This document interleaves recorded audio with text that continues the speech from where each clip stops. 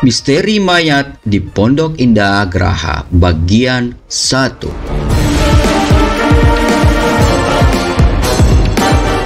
Sejak aku baru mengenalnya waktu kuliah, Jenny memang menyukai hal-hal berbau misteri.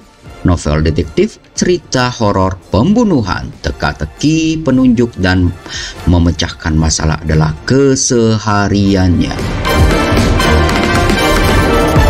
Selama 6 tahun bersamanya, hampir setiap hari dia memberiku soal teka-teki.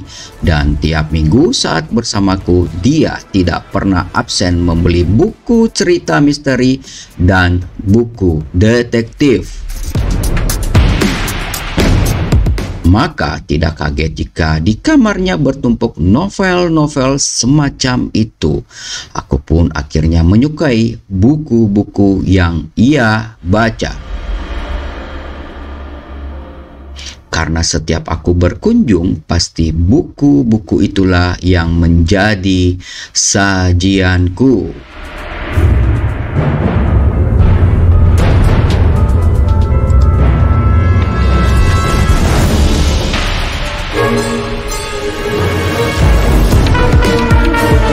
Hai, jumpa lagi Sobat Podcast Radio bersama Mimin Freddy dengan topik yang berbau misteri. Misteri Mayat di Pondok Indah Graha bagian 1. Musiknya cukup menggelegar dan horor juga ya. Baik, sebelum kita lanjut, seperti biasa kami mohon maaf karena selama bulan April ini kami tidak bisa live bersama kalian. Kami hanya bisa memberikan cerita-cerita pendek yang menarik, dan semoga bulan Mei nanti kita bisa live streaming lagi bersama dengan kalian dan bisa ngobrol-ngobrol cantik bersama kalian. Ditunggu ya. Dan sebelum kita lanjut, kiranya yang belum subscribe dapat mendukung kami melalui tombol subscribe-nya, like dan share, karena tanpa dukungan kalian kami tidak dapat berkembang. Terima kasih bagi yang sudah subscribe ya.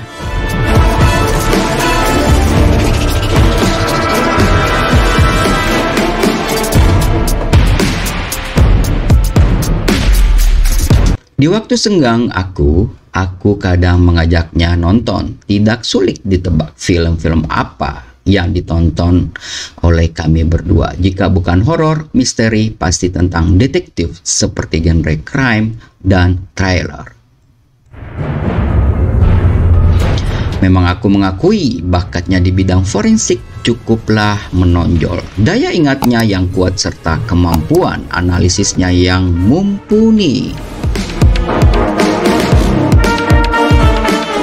Memang karakter-karakter seorang detektif fiksi yang aku baca dari koleksi Jenny biasanya memiliki daya imajinasi yang tinggi dan tertarik dengan hal-hal detail yang tidak menarik bagi orang lain pada umumnya.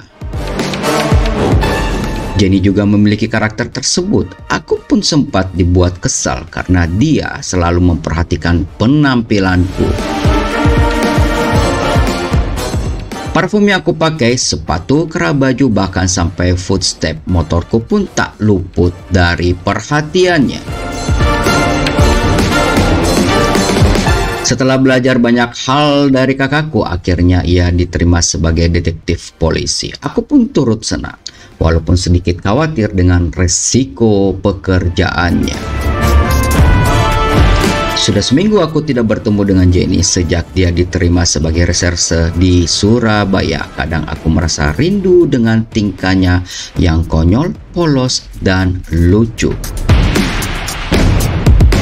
Dan yang paling membuat aku tak tahan untuk segera bertemu dengannya adalah eksepsi wajahnya yang malas dan manja ketika aku bangunkan di pagi hari. Dia paling kesal saat dibangunkan di pagi hari, tapi justru paling aku suka. Tapi saat ini ia sudah pindah ke apartemen. Aku pun agak sibuk akhir-akhir ini, jadi kami jarang bertemu. Baru pada hari Sabtu pagi aku menerima pesan darinya melalui WhatsApp. Dia diminta bertemu denganku di sebuah restoran. Maka dengan senang hati aku memenuhi permintaannya. Jenny memberiku pelukan hangat saat menemuiku. Senyumnya tersungging menghias wajahnya yang oval. Wajah itu khas seperti Jenny yang aku kenal. Mata agak sipit yang manja, hidung yang mancung, tatapan yang jeli, penuh sidik. Semuanya sangat kuhafal. Namun yang berubah adalah potongan rambutnya yang pendek, namun elegan, unik, dan terkesan simple. Hatiku sedikit berdegup, keringat di keningku mulai menetes. Namun aku berusaha menutupi perasaanku. Aku mengalihkan perhatiannya dengan menggenggam tangannya, lalu mengantarnya ke sebuah tempat duduk di sudut restoran tersebut. Dia tersenyum bahagia dan mencubit pipiku pelan-pelan. "Ih, sejak kapan kau punya kumis tipis?" Serunya gemas. Aku hanya tertawa pelan sambil berkilat. "Aku akan pergi keluar kota menangani sebuah kasus," kata Jenny. "Sama sekali bukan kasus berbahaya, hanya pengusutan ulang." "Kasus apa?" Jenny mengeluarkan sebuah foto. Foto itu adalah foto setengah badan seorang pemuda tampan berpenampilan kasual. Entahlah, katanya anak muda ini bernama Eka Pradana. Pekerjaannya sama denganmu, tapi dia adalah penulis novel. Dia ditemukan tewas dalam sebuah kamar penginapan Geraha Indah. Dia ke sana untuk menyelesaikan novel terbarunya. Tahu-tahu Geraha Indah ini adalah sebuah penginapan yang menghadap ke sebuah danau. Tempat itu adalah tempat sepi. Hanya pada waktu-waktu tertentu saja tempat itu ramai pengunjung, seperti saat liburan atau akhir pekan.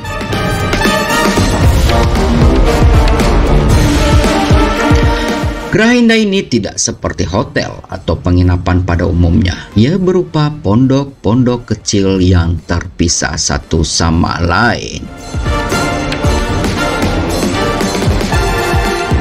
Bisa kau bayangkan betapa angkernya tempat itu di malam hari. Belum lagi entar pengunjung berada di pondok yang berlainan, jadi kau hanya tinggal sendirian dalam bangunan itu.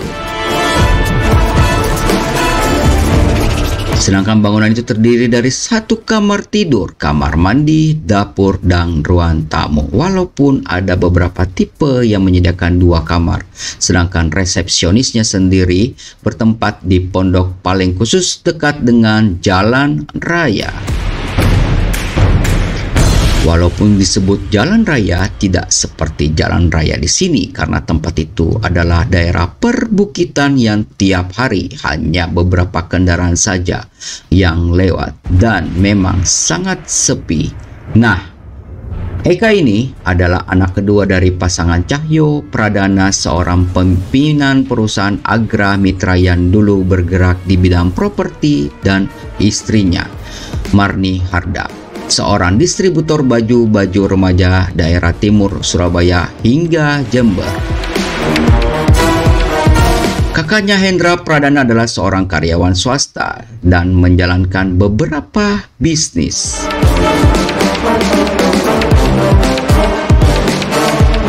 Kasus ini bermula saat Eka menginap di Geraha Indah pada tanggal 11 September 2013. Resepsionisnya tempat itu, Nyonya Rahma, mengatakan bahwa Eka tiba di sana pukul 9 pagi dan berencana menginap selama 3 hari.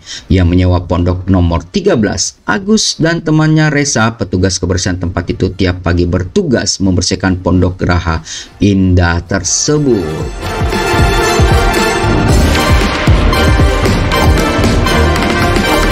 Mereka sependapat bahwa di hari kedua Eka menginap, yaitu tanggal 12 tepatnya jam 8 pagi, Eka masih membukakan pintu untuk mereka ketika mereka hendak membersihkan pondok tersebut.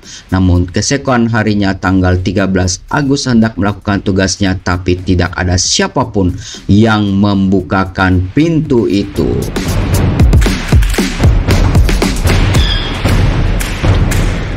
Agus pikir tamunya sedang tidur, jadi Agus melewati pondok itu. Ia kembali pada pukul 10 pagi, namun tetap tak ada yang membukakan pintu. Agus melaporkan hal tersebut kepada Nyonya Rahmat, tapi pada awalnya Nyonya Rahmat menganggap tamunya mungkin tidak mau diganggu. Nah,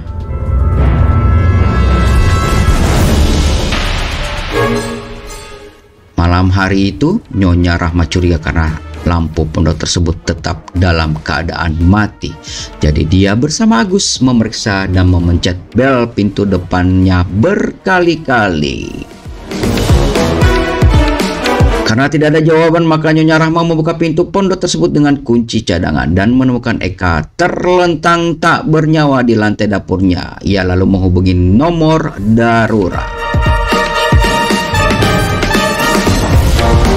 Bagaimana kondisi mayat korban?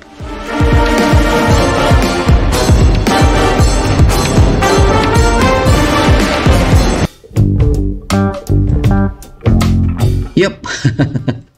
Demikian guys, sesi pertama atau bagian pertama dari misteri mayat di Pondok Indah Graha bagian 1. Jika kalian penasaran, silakan klik tombol subscribe-nya dan like-nya supaya kalian mendapatkan notifikasi jika kami sudah mengupload lanjutan dari cerita yang sangat seru ini guys.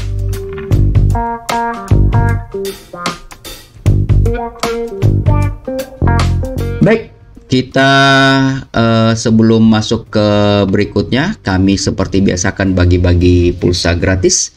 Jika kalian beruntung, kalian mendapatkan pulsa yang akan ditransfer ke nomor handphone kalian dengan menjawab 8 nama sayur tulis di kolom komentar ya. Dan setiap orang cuma boleh mendapatkan 1. Dan terakhir berakhir pada malam hari ini. Makanya buruan, siapa tahu kalian beruntung mendapatkan pulsa gratis dari podcast radio.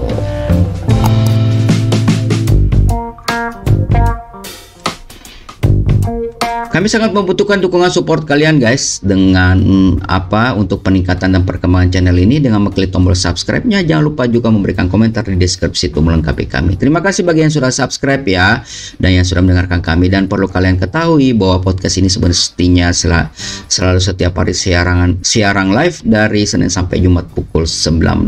Dan kami juga menunggu kalian siapapun yang mendengarkan siaran ini di 089530945819 atau yang ada di layar, untuk kalian yang mau curhat atau mau bercerita apapun atau mungkin mau berbagi tentang UMKM kalian secara gratis. Kalian bisa ngobrol 5-10 menit, dan kalian yang punya masalah juga bisa ditumpahkan di sini. Siapa tahu teman-teman kita yang ada di sini dapat membantu permasalahan kalian, karena namanya berbagi itu jauh lebih ringan. Data kalian juga dapat dirahasiakan.